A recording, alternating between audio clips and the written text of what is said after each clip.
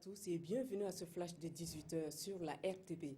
Dans le cadre de la rencontre annuelle des institutions de Bretton Woods, le Premier ministre burkinabé séjourne actuellement aux États-Unis. Hier jeudi, Paul Kabat-Thiéba a rencontré le président du groupe de la Banque mondiale pour faire un plaidoyer en faveur du PNDS, le nouveau référentiel de développement du Burkina.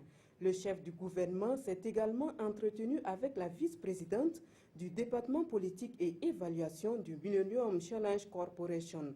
Avec elle, Paul Kabat-Thiéba veut s'enquérir de la consistance du dossier de candidature du Burkina à un deuxième compact.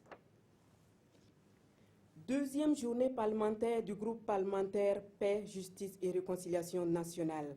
Quelle constitution pour une véritable réconciliation nationale et pour une stabilité politique au Burkina? C'est la question qui a réuni ce matin à Koudougou les députés de l'ADF-RDA et de la NAFA. Une thématique qui interpelle dans un contexte marqué selon eux par une mauvaise gouvernance du pouvoir en place. Toujours selon ce groupe parlementaire, ce même pouvoir peine à mettre le pays sur les rails en vue de répondre aux besoins des populations en quête de justice sociale et de réconciliation. Cet après-midi, le syndicat autonome des travailleurs de l'information et de la culture était face à la presse. Il a été question de faire le bilan de la grève de 72 heures, jugée satisfaisant par le bureau du Synatic. Pour ce qui est des questions de disques emportés lors des grèves et des réquisitions, le Synatic dénonce une campagne de dénigrement pour éviter de trouver des solutions aux problèmes posés, tout en appelant les dirigeants à se pencher sérieusement sur les revendications des travailleurs des médias publics. Le Synatic a remercié la presse privée pour son accompagnement. Finalement, c'est Jean-Manuel Santos qui remporte le prix Nobel de la paix 2016.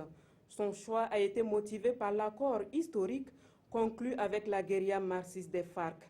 Un accord qui doit mettre fin à un conflit meurtrier qui aura duré près de 50 ans. Pour la présidente du comité Nobel, à travers Jean-Manuel Santos, c'est tout le peuple colombien que l'on rend hommage. Le processus de paix n'est pas encore abouti, mais le prix Nobel a été attribué pour maintenir les pourparlers. Législative au Maroc.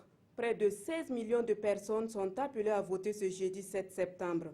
Une trentaine de partis sont en lice pour ces législatives, mais à y voir de près, c'est un duel qui se joue entre les islamistes modérés qui gouvernent depuis 5 ans et leurs rivaux sociaux-libéraux.